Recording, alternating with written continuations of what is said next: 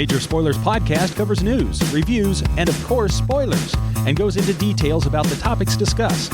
So if you haven't read, listened, or watched the items we talk about, you might want to come back later. I'm Matthew.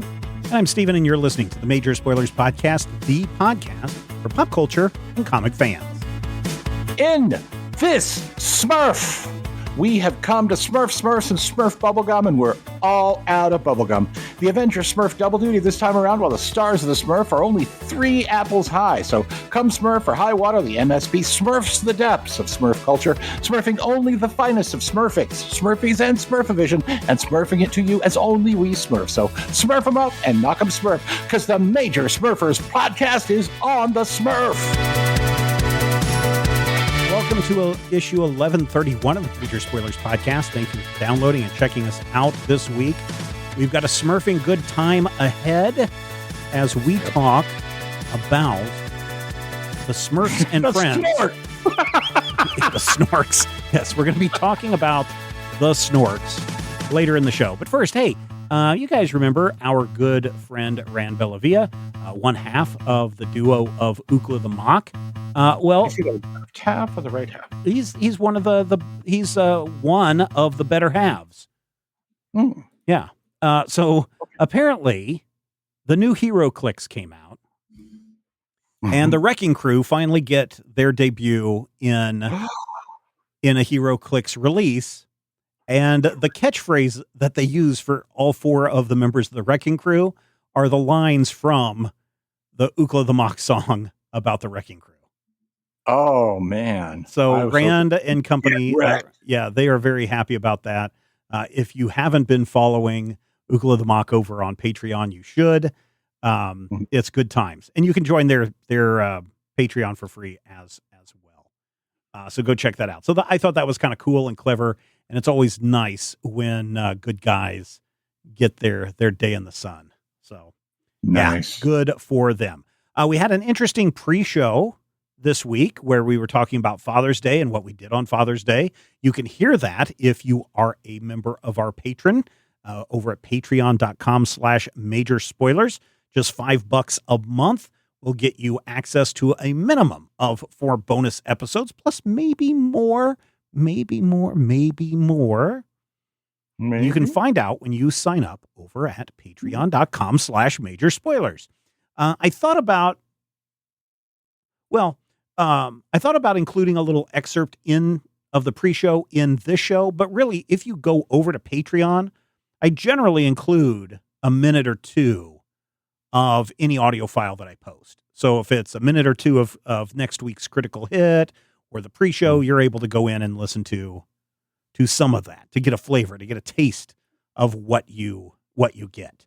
And if that's still not enough for you, head over to the Discord server that you can join for free.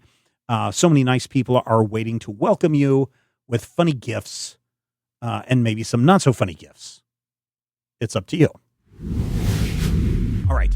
Let us do some reviews really quick, Matthew. What do you have? Last week was a new Avengers book.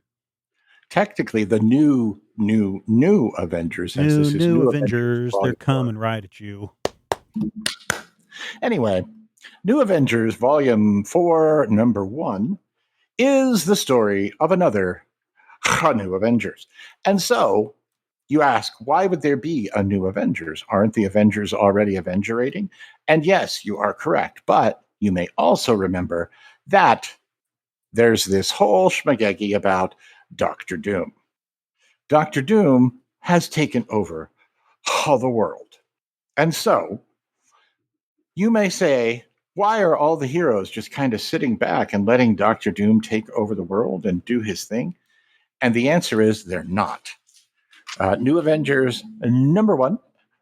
So it's a comic book, and it's written by the Sam Humphries, art by Ton Lima. Starts off with Bucky Barnes, the erstwhile Winter Soldier, sort of wandering around the desert and picking a battle that is probably the wrong battle, and just showing that he's still a defiant schmuck. And if Dr. Doom is in charge, he's just going to start blowing things up. Fortunately, his ex-girlfriend, the Black Widow, finds him. And I got to tell you, I was kind of impressed by this transition because Bucky is got a gun to his head. You cut, and you just see a close-up of Black Widow's lips going, some things are more fun together. Cut to the two of them in bed, surrounded by combat gear and armor. And Bucky is just like, look, no more teams. I'm done with teams. We're not going to do teams. And so they immediately start assembling a team. And this particular team, since, the two of them are also killers, they've killed people. It's a whole thing. They start assembling a team that also kills, like Wolverine, not Wolverine, but the good Wolverine, Laura. Oh, yeah. And then you're like, oh, well, who else are you going to get? How about Namor? Oh, good Namor or the bad Namor? It's Namor. I mean, Namor is... say no more about Namor. Namor. He's back in his black suit, which I think means he's mourning. I don't know. But he's ready to bust some heads. And as they start busting heads and the heads start getting busted, I think there's a multiverse involved. But no. In Marvel Comics? No. I know, right? An alternate universe? What? That's some crazy talk. Anyway, I'm not saying that it's an alternate Illuminati, which I would call the Illuminalter. But, yeah, it's an alternate Illuminati. And so you have this team consisting of a cyborg, another cyborg, and a Russian kind of cyborg who's technically a clone, but we don't talk about that anymore. And then you say, who else is going to be on the team? Well, if you look at the cover, it kind of does give it away. The other team members that we haven't seen yet seem to be Bruce Banner, the Hulk, and Clea Strange, the former Sorcerer Supreme, who has a hateful grudge against Dr. Doom for murdering her husband. And, of course, the new Carnage, Eddie Brock. So they're not actually in this issue, but they're part of why I'm interested in seeing this issue, because if you're going to do the precept, the expectation that these are the loose cannons, these are the killers, the heroes that you can't necessarily trust, the ones that the other team members kind of side eye in battle and go, hey, don't chop off any heads today. You got to have the Hulk. You got to have Namor. You don't got to have Carnage, but having Carnage is a little bit brilliant. And I feel like just having the central sort of, I don't know if you'd call it the core of the team, but the central character, at least of this issue, having be Black Widow and Bucky back together again, that's cool to me. That was one of the best parts of the Brubaker run of Captain America, was when we found out that during Bucky's time as a frozen soldier of doom, murdering people and mutilating people, he also was in love with the Black Widow. It's nice. I have to admit, as an adult who is able to read such things, I'm even fine with there being an overt post-sex scene in here, because for these characters, it makes sense. It seems like, hey, these people, they haven't seen each other in a long time. They used to be a couple. Now they may be a couple again. It's kind of nice. Nothing, terribly prurient. There is a whole scene where they're doing the requisite, here's the base that we have to break into, and we have to do this and that. And they're both standing in their underwear because, they just got out of bed. It's interesting. It's fun. And I'm going to go with 4 slices of meatloaf for New Avengers #1. I did not expect to enjoy it as much as I did. But I also feel like even when things go out of hand, even when the art, which is very solid, kind of goes a little more manga or Humberto Ramos than I like, it still maintains a really lovely sense of dynamicism, a nice kind of everything is exploding and everyone's on fire. I feel like the whole enterprise, even if it is, as I suspect, a 5-issue limited series, because that's what Marvel does right now, I think it's worth the time. Definitely worth checking out. 4 slices of meatloaf for New Avengers #1 by Sam Humphries and Ton Lima. Very cool. Back in, was it 1974? Marvel had a Godzilla run that ran for 24 issues. In that 24th issue, Godzilla took on the Avengers, or members that we would recognize as the Avengers back then. Godzilla is just now finishing, quote unquote, his 70th anniversary, something along those lines.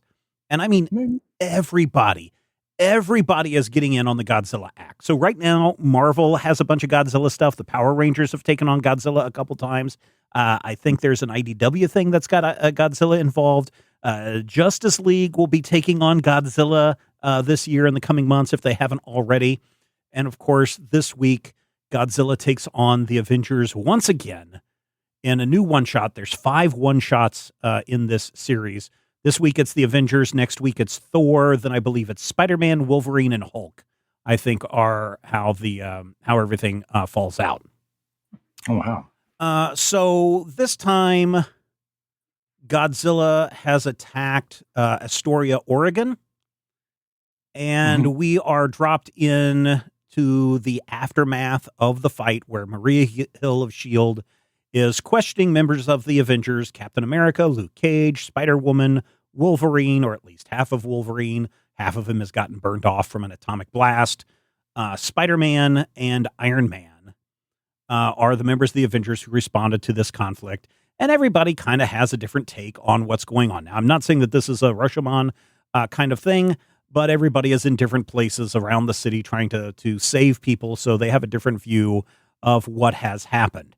What has happened is that Godzilla and Fin Fang Foom are fighting. And that is what is destroying the city of Astoria. And I don't, whenever you have Spider-Man around, I expect quips, and I expect humor, and I expect puns, and I'm generally okay with that. When I read an Avengers book, I expect that features Spider-Man. I expect Spider-Man to be giving quips and jokes, and everyone else kind of getting annoyed with him to an extent. But what I don't expect in an Avengers comic is that all of the Avengers are just kind of dumb. Right? Like, Iron Man is trying to shoot at Fin Fang Foom, and he goes, hey, mistakes happen, and we live, and we learn, and we grow from the experience. I'm like, that doesn't sound like an Iron Man line to me. You know? So, I don't know. There's a lot of ineptitude, I guess, is probably the best thing that I can say when the Avengers are trying to explain what happened when Godzilla shows up. And, of course, it becomes more complicated when Jet Jaguar shows up. Yeah. His mother never loved him. Yes. Because here's the thing.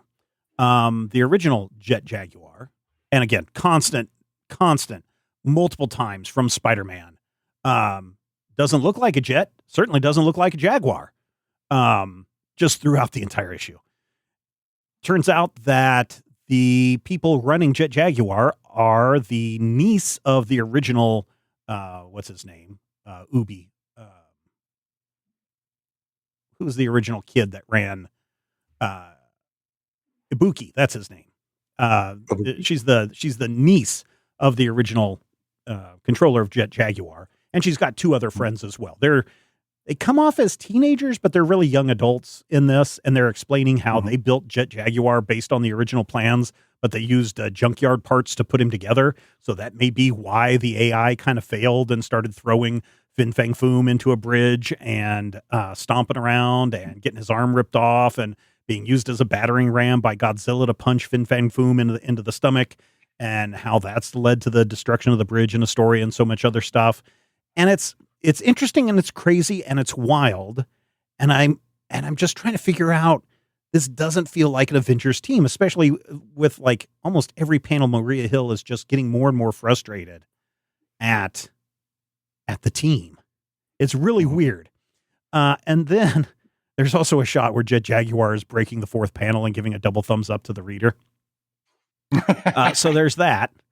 But then we get Fin Fang Foom's side of the story, because they have captured him and locked him in a force field. And so Maria Hill is able to question him directly. She starts off by saying, please put down the truck. It's not food. And this all has to do with a little disagreement on titles. And that's all I'm going to say on that because, again, this is brand new this week. And I'm just like, okay, a little petty, a little whatever, but okay, if that is the hook for this story, I can get into it because how often do we see two giant monsters, two giant kaiju battling one another? Right. But it kind of turns into just kind of a joke, one big joke at the end. And I'm not sure how I feel about that, especially when this issue it's only $4.99. So it's I think it's well worth the read, but I was expecting maybe something a little bit more serious when a giant kaiju comes on and starts stomping a city. But that's okay. There are times where some of the art feels a little bit John Byrne / Eric Larson at times. Mm-hmm. And I'm fine with that. I think it looks cool. I think the action sequences are cool. I think the double page spreads are cool. I think the humor is cool. I think seeing Godzilla, Fin Fang Foom wearing purple pants, I think all that stuff is really cool.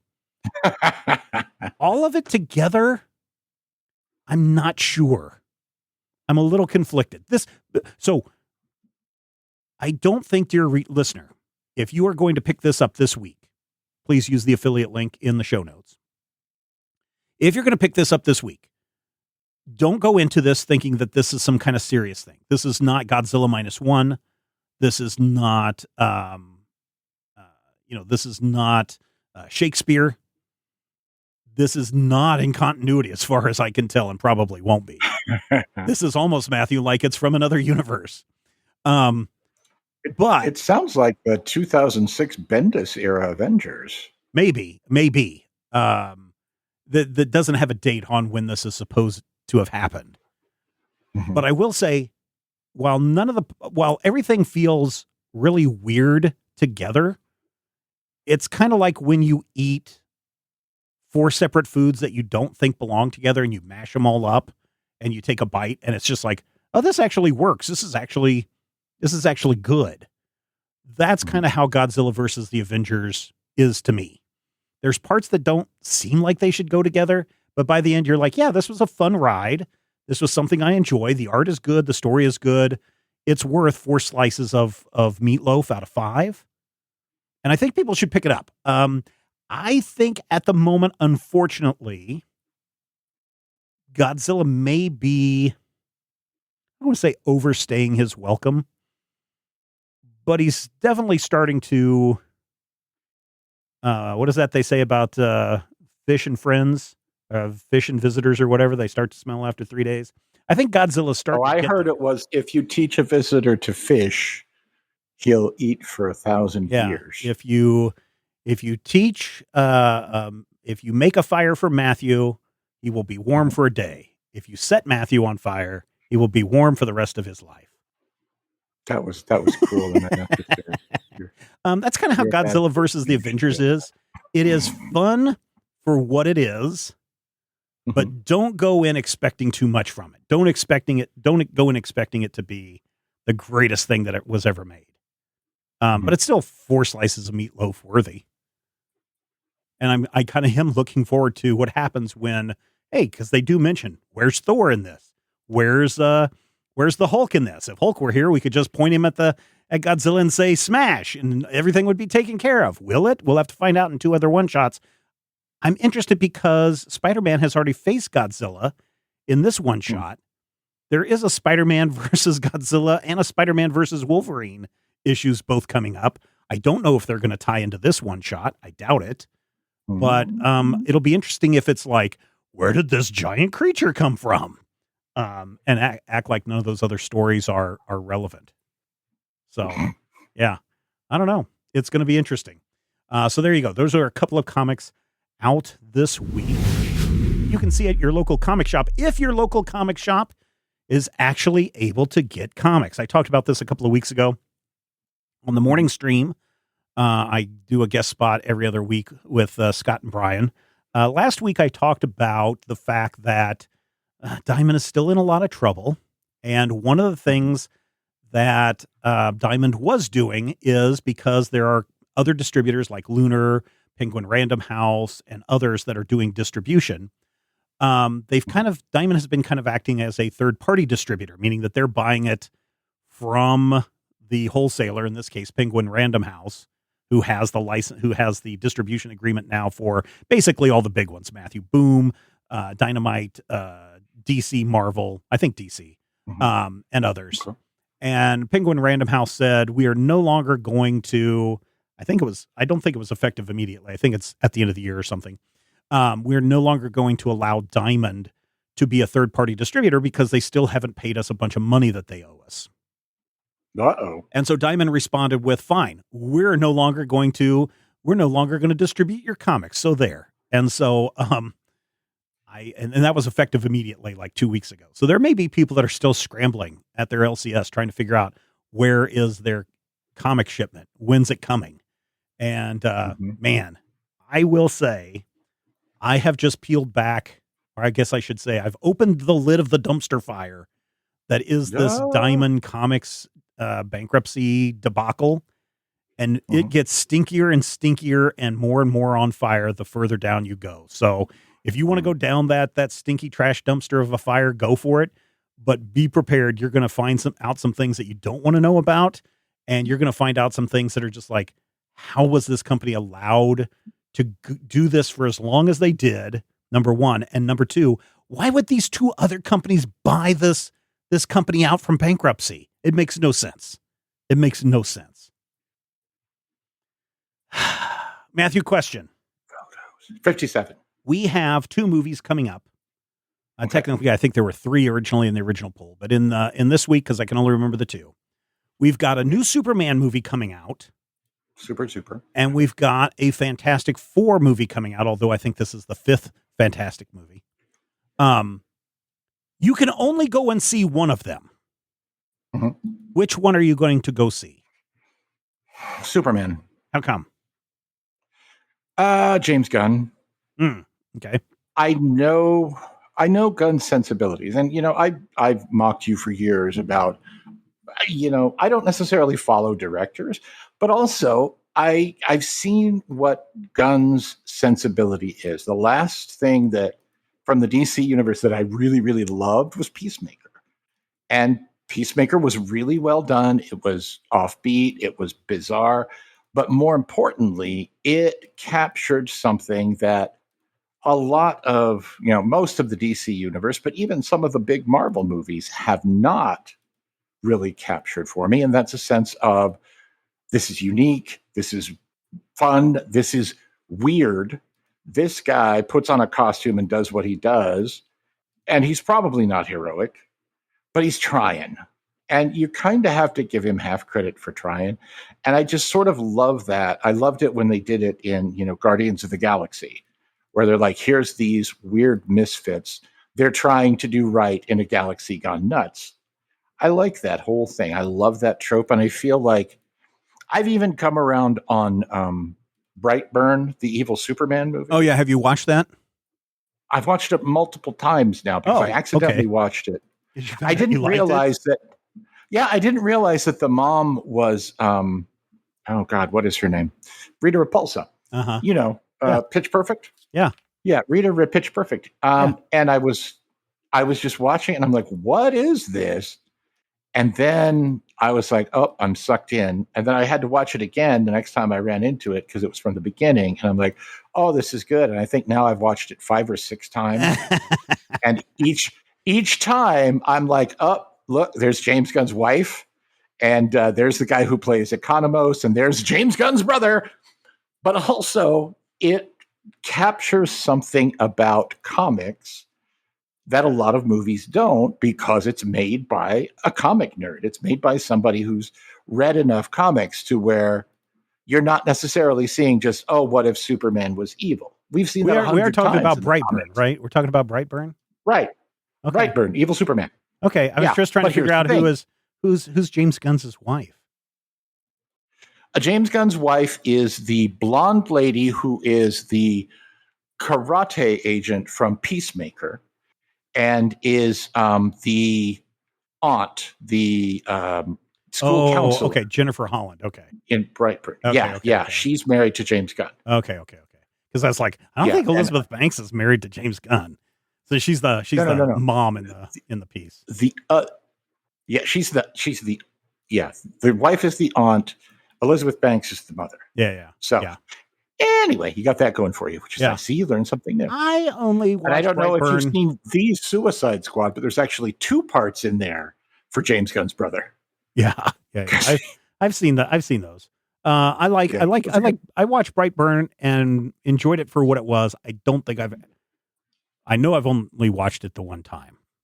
Have you ever seen Super with Rainn Wilson from The Office? Yes, I have seen that. That's another example. That's And I'm with just like, yeah. That one is one that is also worthy of just watching once. In my opinion. it's got. Well, I agree because it's got Elliot in it, and Right, it's got Elliot gets Page. murdered. He gets murdered terribly, and it just comes across as, oh my God, we're murdering, this really, really cute character. And they brought Elliot in, and Elliot is playing Bolty, who's like the kid's sidekick, and Elliot is running around in a skirt and being very, very Elliot cute. And you're just like, here's one for you to watch. I don't think it's great. It's supposed to be a comedy, but it's like, I don't think it holds up, even though it's a 2012 movie. It's maybe a little bit too Friends-ish humor kind of stuff. It's called Super Zeros, where these 2 loser brothers and their dumb roommate find a mysterious meteor that gives them powers. Does that have a Jimmy Olsen in it? I don't know which one plays Jimmy Olsen. Back in Lois and Clark, if you can tell me the name of the actor, I can tell you yes or no. Oh God, who was the second Jimmy Olsen? Is it Reese Thompson? No. Is it Blaze Miller? Is it Travis Nicholson? Is it Jeff Grace? Yeah, you should watch Super Zeros and get back to me on it. Now, I did watch The Specials, which is another James Gunn joint, which sounds like a very similar vibe. It's the 8th most popular team in the United States. Oh, I thought you were talking about the headquarters in Boise, band. Idaho. No, not the band. Although the band wasn't terrible, but The Specials, the movie, is about. Oh yeah, I've seen that. Yeah. James Gunn's brother in it. Yeah, and Rob Lowe and yes, Rob Lowe is Sean the big Gunn. name. Oh, that's right. Both of James Gunn's brothers are in it because his brother Kirk from Gilmore Girls is in it too. Yeah, I'm familiar with that one. I think for me, played the Jimmy Olsen. Oh yeah, I don't know. For me, if I have to, was called Super Capers. Oh, I think I've seen Super Capers too. Yeah, it's terrible. Don't watch it. Well, if I've already seen it. Oh yeah, to you. Yeah, I've seen this one too. I think, and then there's another one. Another Jimmy Olsen? No. Well, there's many Jimmy Olsens. Yeah, because the other Jimmy Olsen ended up playing a cop in Final Destination 2. Anyway, going back to the original question. Yes. I think I am also more interested in seeing Superman just because it is a different take on Superman, because quite honestly, we've had over a decade of grimdark Superman. Very. And while I liked Deadbeat Dad Superman, I thought he was really, of the Supermans that we've had recently, I thought he really was a good fit for that. Well, for one thing, he was actually 6'4". Yeah. Well, yeah. I liked him. And while the TV shows have been fine, I need a different take on Superman that gives me hope on the big screen, right? So, like, certainly the Snyder Superman is very much, as I said, grimdark, and Brandon Routh is very much I still haven't found who I am yet. kind of Superman. So I guess I am very interested in seeing the James Gunn Superman just to see what his take of that is. While I'm interested in seeing Fantastic Four, I guess I'm just not that interested. I'm not that invested. Yeah, and especially because, well, we don't know for sure until the movie has come out. But the implication is, hey, these guys are living in a 1960s world. How do we merge those Fantastic Four into the mainstream 616 cinematic universe? And Galactus is showing up. Okay, there's also a Council of Reeds that supposedly are going to be in this film as well. It seems pretty easy to figure out that Galactus is going to eat that planet and they have to escape into our universe. Right. The giant space arcs. And I'm not that excited about that, to be honest. I feel like now I like the idea of Herbie. I think that looks really cool. I like what they're doing with Grimm, Ben Grimm, in the stuff that I've seen. It looks really cool, but everything else just isn't gooky enough to get me to be like, yeah, man, I really want to see this version of the Jetsons as superheroes. That's not saying I won't go see it, but if I had to choose between one or the other, I think I'm going to go with Superman. They were too successful in burying the Fantastic Four in 2014 or 2015 when Perlmutter was like, we don't have the rights anymore. So, those guys do nothing. We can't make money off them. We can't make a movie off of them. Screw those guys. And so I don't feel like the Fantastic Four have ever really regained their prominence. Even in comics? Yeah, in the comics or anywhere. But even the best stuff that has come since the return, it just feels disconnected from the center of the Marvel Universe because the dramatic center of the Marvel Universe has now shifted to the Avengers. Yeah. And that's where it is. So, a lot of fans are going to be very upset when I say this. I know everyone is excited about Spider-Man and the Fantastic Four and the X-Men all being part of the greater MCU. And, it's like the family is back together again. I'm going to argue that it was probably better when they were all separate. Now, granted, seeing Spider-Man make those appearances in the Avengers movie and the Civil War movie and the big Avengers End of Times movies, that's fine. I don't mind that they're able to do those kinds of things. The Spider-Man movies, though, the Tom Holland Spider-Man standalone movies, work fine just by themselves without having to force in the entirety of the MCU. Although, granted, Spider-Man doesn't really work unless Iron Man shows up. But every one of the Spider-Man movies forces in as much of the MCU that they can, but it's not like no. It's not like every other Avengers movie where it is like being poured down your throat, whether you like it or not, kind of stuff. And I think that once people find the X-Men and the Avengers living in the same universe, I don't think people are going to like that stuff.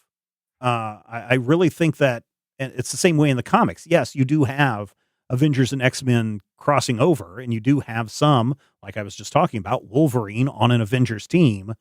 But I think those things probably work better in their own universes for a couple of reasons. Number one is just the economics of it, right? Spider-Man is probably never going to become a Marvel-owned property ever again. It's going to stay with Sony until Sony goes bankrupt, which may be pretty close, but that's another story. X-Men was at Fox.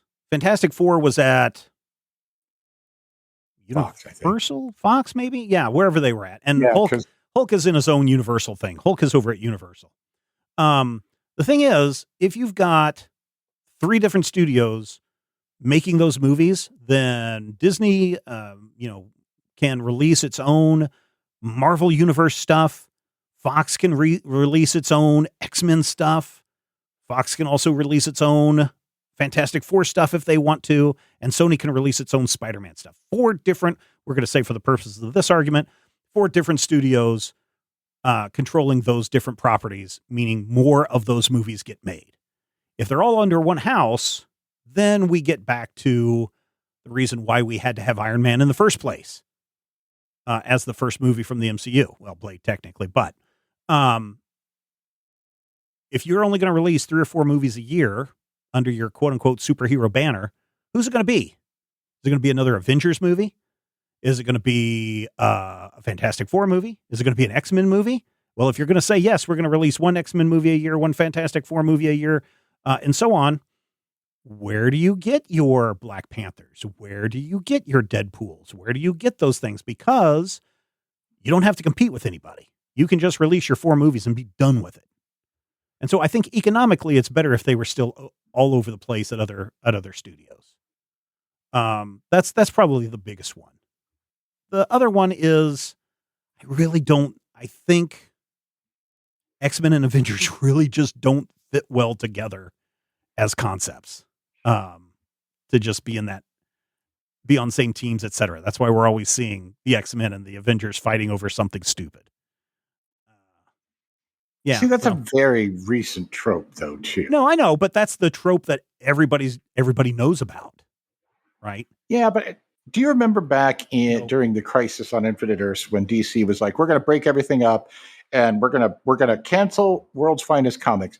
And they had some guy come out who was 24, 25 years old and go, Batman and Superman never really worked well together anyway. And I just looked at that, and I was 17 years old, and I'm like, well, I know that's a lie. What's wrong? Who are you? What? I don't want to disagree with you, because the main reason is just the economics of it. That's the main reason. If I had to one reason it would just be the economics don't work to where you're going to be able to satisfy everybody. You're going to get like 1 X-Men movie every 5 years, 1 Avengers movie every 5 years.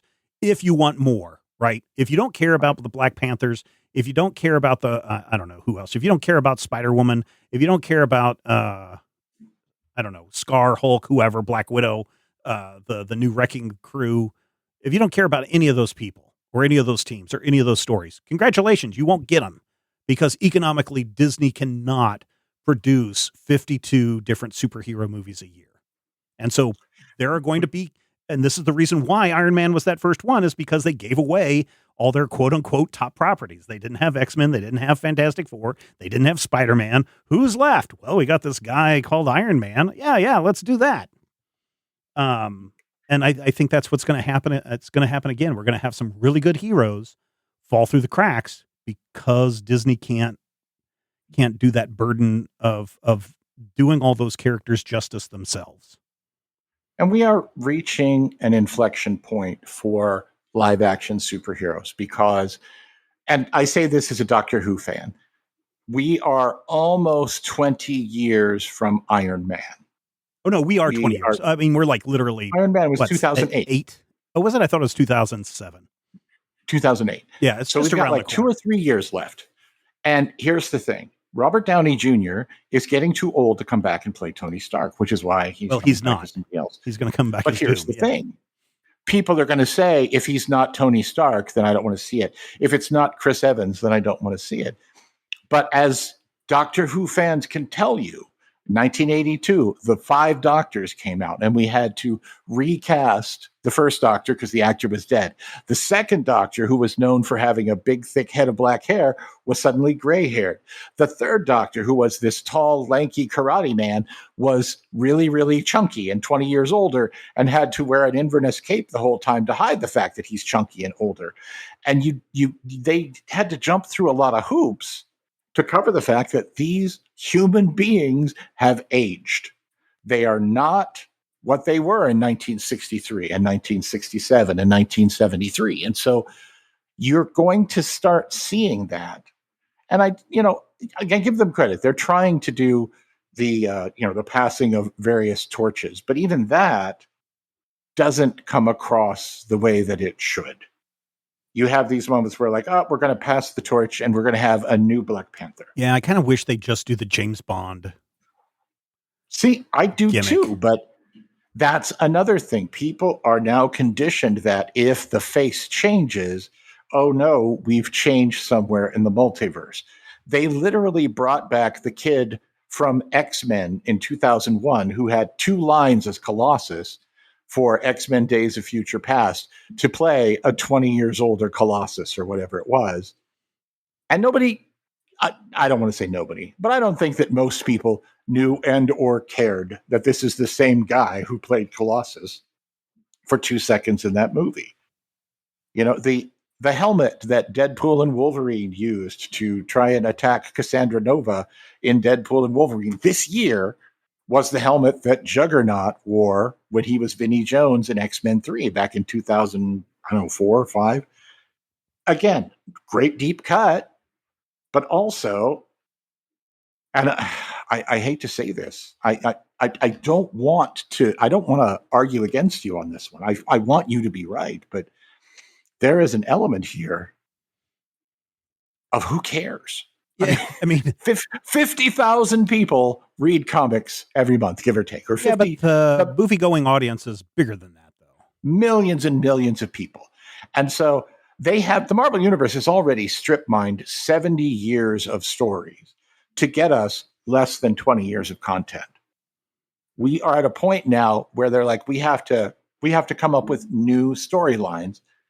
And when they do that, people are like, oh, well, this is terrible. Like She-Hulk was amazing. Needs to be from the comic books. Yeah, She-Hulk was amazing, but She-Hulk, oh, it's not the She-Hulk that I liked, and it's all weird, and there's a girl. You put a girl in it, and you hear that Cartman voice in your head, and I don't know. Well, on the other hand, I want to see them all kind of stuck together just because I want to see Mr. Fantandalorian trying to stand toe-to-toe against Robert Downey Jr. in Charisma Off, because I feel like he can do it. Oh, no, that'll be interesting. The Doom, Mr. Fantastic thing. I think that'll be really fantastic to see if Doom even makes an appearance in here. He may not. Okay. But I'm not saying I don't want to see the movie. I want to see the movie, but I want to see the movie for what it is. And had they not, I don't know. Again, I haven't seen the movie, so I don't know what the plot is, but it appears to be pointing to all systems unified. And I would be okay if this was something just set in a parallel universe of the 1960s, of future world at the Magic Kingdom. I would be totally okay with that. But it's not, and that's unfortunate. And I think that we'll never get to see the Wizard on screen. I think we'll never get to see Paste Pot Pete on the screen. I'm afraid that we'll never get to see Stilt Man on screen, although he was technically, I think, on the Friendly Neighborhood Spider-Man animated series. Stilt Man is a Daredevil villain, and he would not fight the Fantastic Four because he's no. I'm just saying I'm saying that when all of these properties are all properly joined together, right? You'll never see those things in a movie or even their own movie because they're going to be forced because they're they'll be forced out by the big guns, right? It's the same reason why the upcoming Riri Williams show is like so far down the list that people aren't even paying attention to it. Well, there's also racism in that. Well, yes, but what I'm saying is that people are not paying attention to it because it's like, oh, we got to go watch the big thing. And there's so many good characters that both Marvel and DC have, which is one of the reasons what James Gunn has done, especially when he did Peacemaker and when he did Suicide Squad, is because he was able to bring in these like deep cut characters that people aren't familiar with and make them interesting. But if all we're going to do is make Superman movies, or all we're going to do is make Batman movies, then we're never going to get to see Polka Dot Man ever again. Well, he died, but we'll never get to see those characters. There'll be a new Polka Dot Man. Do something like that ever again in a movie because they'll be crowded out. Speaking of crowded out, crowded house. Speaking of crowded house, big thank you this week to Samuel Ayers, who became our newest patron over at patreon.com/major spoilers. Thank you, Samuel. We really appreciate your contributions and your ability to access things like the Major Spoilers pre-show, the VIP live chat, and so much more. Dear listener, You can show your support for everything we do by pointing your browser to patreon.com/major spoilers and jumping into the Discord server. This economy? Yeah. And jumping into the Discord server and sharing your thoughts on if you can only see Superman or Fantastic Four, you can only see one of those. Which one are you going to go see? Okay, so I believe a long time ago, we reviewed, or at least we looked at the Magic Flute, the Smurfs and the Magic Flute. This would have been... Like last spring, maybe? I don't know. I think it was further back than that, but maybe not. But this time we are revisiting the story of the Magic Flute in Paper Cuts, the Smurfs and Friends Volume 1. This is from Paper Cuts. It's collecting a bunch of different stories. This one collects the, what is it called? The Flute Smurfers, I believe is what the story's called. And it is the prequel to the Magic Flute that was part of the Smurfs' 50th anniversary a few years ago. This one also, and I'm only looking at the Smurfs stuff in this collection. I did not read the Red Taxi. I did not read the Johan and Peewit story, although I did flip through it. There's a bunch of Smurfs comic strips in there, very similar to our discussion last week of the Peanuts that are in there, but I only focused on the Smurfs and this prequel story to the Smurfs and the Magic Flute. The Smurfs and the Magic Smoot. It is fine. What year is this Flute Smurfers from? This was only just a few years ago. I want to say like 2017, whatever the 50th anniversary of the Smurfs. That would have been 2015, wouldn't it? 55? Yeah, something like that. I don't know. It's fun to say schlumph because it sounds like the noise it would make if you stepped on a Smurf. Well, I was going to say it sounds like you got something caught in your throat. Something like my dog or cat are about to do before I have to clean up a mess on the carpet. Oh, God, don't even get me started about cat messes. I want to launch this. Let's see. Anyway, Smurfs. 2015. Yeah, let's just say 2015. 2015. I kind of agree. I read the whole issue, and I got to tell you, the best part of the issue is Benny Breakiron carrying taxis. Carrying a taxi cab, yeah. Yeah, because it's Peo doing modern stuff, which I have not seen much of. Well, most so stuff I see Peo doing is like this. Something to keep in mind is things. In this thing, in the Smurf fluters, that is not a Peo thing. That is actually done by his son and some other people. Terry Culliford, I believe, is Peo's son. And so that's that story. So Peo was long dead before that story came in. The Benny Breakiron, that's a Peo bit, and the Johan and Peewit is a Peo bit. Yeah, because the Benny stuff I think is from the 60s. Yeah, it's definitely, you can tell. But it definitely is. You can look at those cars, right? But yeah, I that's the part of it that I liked. I didn't realize that this was a prequel to this Smurfic Flute because I thought, oh, this is just, more Smurfic Flute.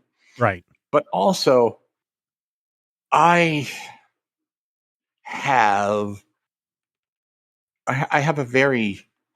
You have a fear of the Smurfs? Relationship. Not a fear. When I was a kid, it was 1982, 83. So I'm 11, when they were on 12 years TV. old. My sisters always wanted to watch the Smurfs, but the Smurfs were on NBC at the same time as better stuff on CBS. And so we had one TV in the house. It's one of the reasons why I went and bought my own TV when I was 11, which is why I say I was raised by a black and white Magnavox. It's literally true. My moral influences are like Rod Serling and the guy from Dance Fever.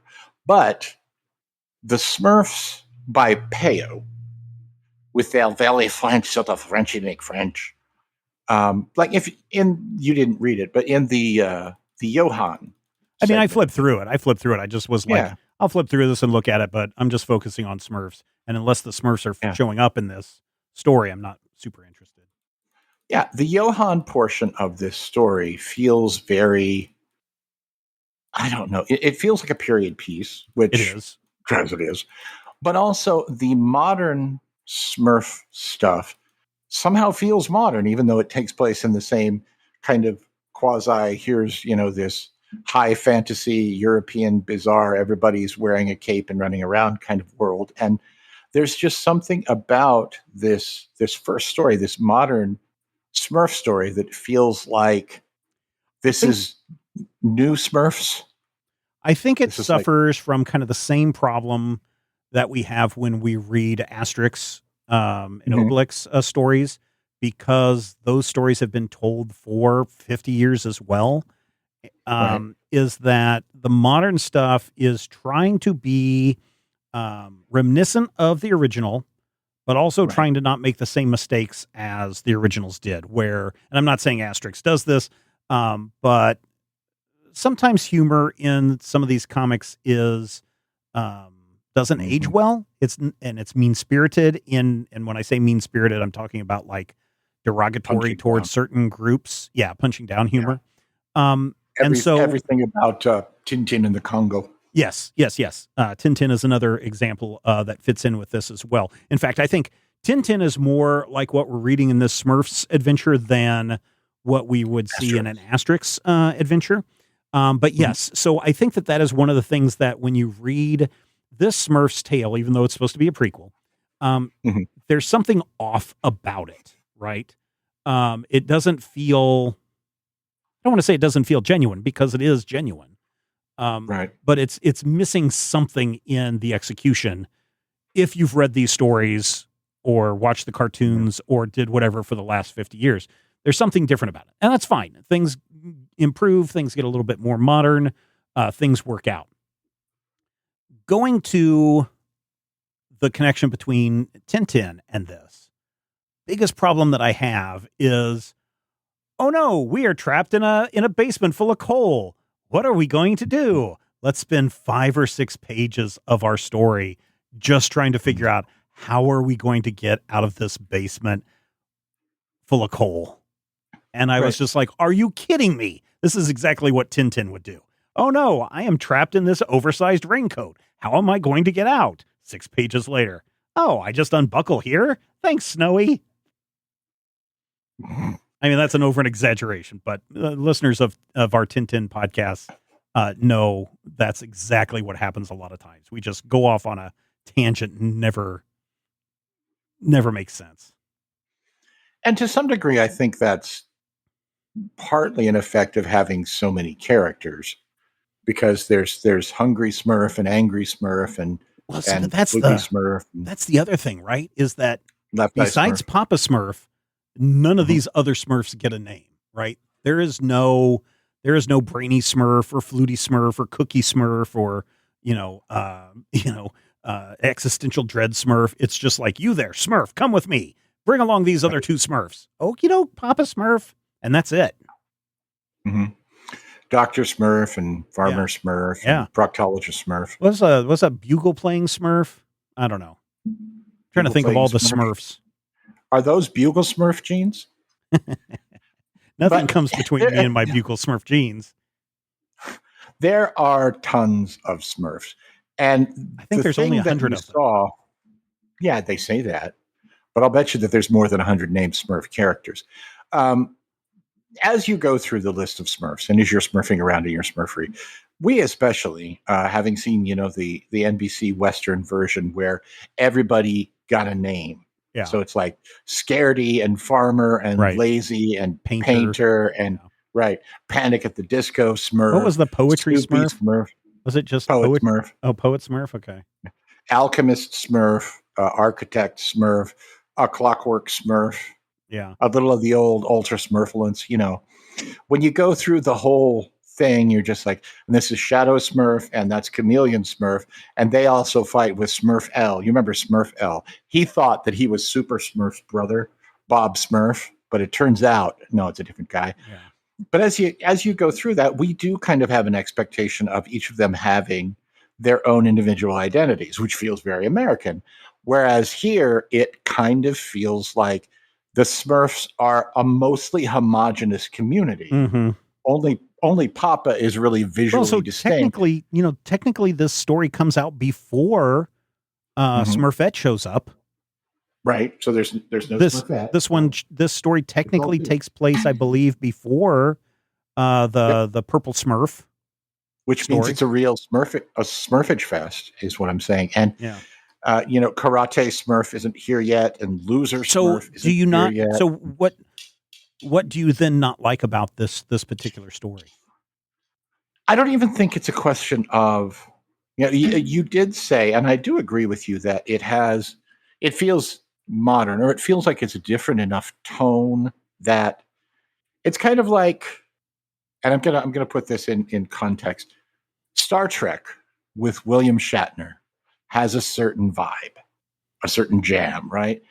And then 30 years later, we retcon in Star Trek Enterprise, which predates the adventures of Kirk and Spock, but somehow, because it came later, Yeah. feels like it Different has aesthetic. to come after. The completely different aesthetic. And so you have to kind of wrap your mind around this story with a modern aspect, this year 2015 story taking place before a story that was written in 1952. And that's difficult. And it's not even really for obvious reasons, but I can feel a difference in the way the characters express themselves and the way the story kind of rolls out, even if it is supposed to be taking place in, AD 13XX, the 12th century, whatever, King Arthur times. I think King Arthur is a friend of the Smurfs.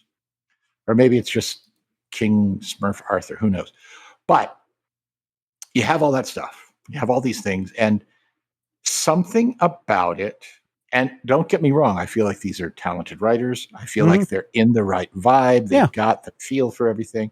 I mean, literally, one of them at least was born into Smurfery. Yeah. But there's just something about it that isn't Payo's work.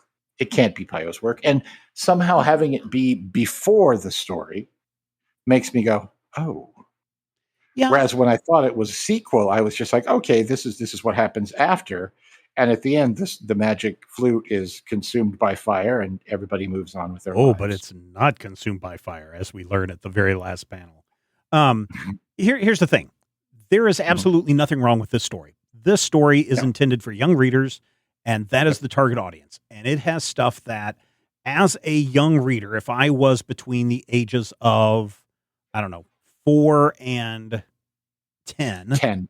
Yeah. Yeah. I would really dig this stuff, because I could see these being printed on larger sized pages, like my copy of Asterix was, magazine style format. So as I'm flipping through here, there's a lot of stuff going on in this book, to the point where, maybe I can just spend a few pages of the Smurfs traveling to the wizard's house, and then I can take a break and go play with my friends, or play a video game, or eat dinner, or whatever, and then I can come back and I can read the story of the wizard going and them curing this man of his malaise, and then we've got the coal shoot thing. I think it's the Edna St. Vincent malaise. So the point is, I think there's enough here to keep kids interested over a long period of time. I don't know, and the style is modern enough to where I think today's kids would be okay with it. I think when we get to the stuff that looks like it's from a 1938 storybook that my grandparents would have had on the shelf, I don't know if a modern group of kids would be as interested in Johann and Peewit and Benny Brickiron. Yeah, I don't know if kids would be as interested in these stories or not. Maybe they would be. I mean, there's adventure and things going on. I might question whether the art is, why'd the art change, Daddy? That's probably the question that would come up. So there's that kind of thing. But for what this book is, it knows exactly who the target audience is, and it's created something, and the creators have created something specifically for their target audience. Adults may enjoy this stuff too. I enjoyed the stories for what they were. I enjoyed the Smurf story for what it was. And because again, like you, I ended up having to watch the Smurfs every Saturday with my sister. who was Someone hear younger, me now. and going and collecting the little Wait, Smurfs figurines and all how that does stuff. the younger sisters get control of the TV? That's what It's I one of don't those things where it came on right at the time where you sat there quietly and got along with your younger sister, because if you made too much noise, Dad would get up and it's time to start doing the chores. So you just kind of Yeah, that didn't quietly happen sat at my there house. and do that stuff. No, when my dad got up, it's like, all right, here's everything we're doing. Come on, let's go split the wood. Let's mow the grass. Let's bale the hay. Let's paint this. Let's go do this. You got no time to sit around and watch cartoons. Turn that stuff off. I had 3 times as many sisters and much fewer dads, so it was just kind of endless fighting from 3 different directions. But no. So I there's some nostalgia reasons that older audiences will want to read this, but I think for kids, this is just spot on for kids. Now, that being said, there's a section in this book that's like supposed to be 120 comic strips of the Smurfs, and here the Smurfs all have names. So there is a Painter Smurf, there is a Smurfette, etc. My complaints about these little strips are the same complaints I have about Peanuts. Most of them are not funny. So there you go. But if you want to see Sleepy Smurf, great. He makes at least one appearance in these little strips. But I did not find these nearly as funny or nearly as interesting as the Smurf Fluters. And I feel like, that's definitely an eye of the beholder thing. But when you do get into these older sort of stories, you do have to ask yourself, does Doonesbury from 1973 really carry the same weight now? Oh, no, not today. There's a whole strip of Doonesbury where it's just taking down a wall around the Nixon White House. And I'm just like, oh, yeah, that carries weight now, but in entirely the wrong way. The one thing that I will say that is good for older readers is Matt Murray, Smurfologist. There is very cool historical bits in here. Yes. That I found fascinating to read. And so, if nothing else, if you want to know a little bit more about why this book came about, if you're wanting to learn a little bit more about what Peo was doing, if you're wanting to learn, I'm sure I'm mispronouncing it incorrectly. I'm sure it's pronounced Peo. But here I think they just always said by Peo. Well, didn't they always say the Smurfs by Peo? Ting. I think is what the cartoons had. I think the historical stuff that's in here is really, really interesting. Is a 6-year-old going to read that stuff? No. But if you're a parent that want to do a guilty pleasure and open this book up and read it, you can tell your kids that you're reading these blocks of text instead of the cartoons. Yeah. Bottom line for me, again, I said this already, Paper Cuts knows who their target audience is, and they're delivering something that is perfect for their target audience. I don't think that this is something that older audiences are necessarily going to want to rush out in a buying frenzy. But this is definitely something that if I was a kid, thinking back to, again, it's not today. Today is not yesterday, Matthew. But when I was a kid, we'd go to the library all of the time and look for books to check out from the library. This is definitely a book that if I saw it in the library and I was 7, 8 years old, I definitely want to check this out and bring it home and read it, and then go and read all the other Smurfs stuffs as well. Final thoughts from you. I feel like this is an example of comic books should be for children. There should be books for children. There should be books for adults. There should be books for old people. There should be comic books for moms and comic books for divorced dads. There should be comic books for, there should be comic books for Jewish people. There should be comic books just aimed at any given culture. There should be a comic book that you can go in and you can go, hey, I'm really looking for that comic book that kind of speaks to my experience. And Paper Cuts has nailed it. I have a weird kid, but I think my kid would love this. Now, my kid is now 21 and is busy doing drunk Shakespeare. But had my kid been 11 and I handed them this book, I feel like they would have gone, oh man, this is amazing. Is there more Smurfs?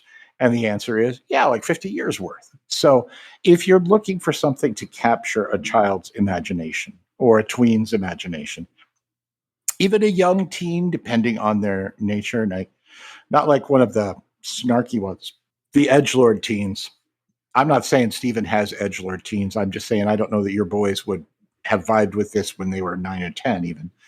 But I will say this. Probably not. Probably ought to check it out. And in a worst case scenario, if you do like Steven and I do, and you read this and go, this is a fine comic, well-drawn, well-written, it is not for 54-year-old men, then you walk away with an important lesson. This comic book is not for 54-year-old men. Yeah. And I think that should tell you what you need to know. It's a good comic. Mm-hmm. Yeah. Lots of fun. All right, ladies and gentlemen, that wraps it up this week. Thank you so much for downloading and checking us out. If you found value in the show, if you got angry at the show, if you laughed at the show, if the show made you smile, if the show made you go, if it made you have deep thoughts, we would love for you to join us over on our Patreon, where you can have even more fun, more thoughts, more heavy discussions when you become a patron at patreon.com/Major Spoilers. So until next time, remember, we know that you love comics. We do too. We will talk with you soon. Fat Dick's Ray Vision of a Superman. I could save a few bucks and stand around and read through the covers of the comics on the stand. But although every other page would be backwards, I suppose I could still read the evens and the odds. Well, I don't know. Guess I haven't thought this all the way through. Plus, as soon as the comic book store guy knew, he kicked my butt out on the corner. What a major spoiler. What a major spoiler. Think about a better way. If I was hulking green or gray, I could just bust through that brick wall, take their comic books away. But then the little meat would deal with all the tanks and bombs and guns. Have you ever tried to read a series with all that going on? Guess I need to rethink this plan. How would I back and board my comics with such huge hands? Guess I already told ya. What a major spoiler. What a major spoiler. Yeah, yeah, yeah. What a major spoiler. What a major spoiler.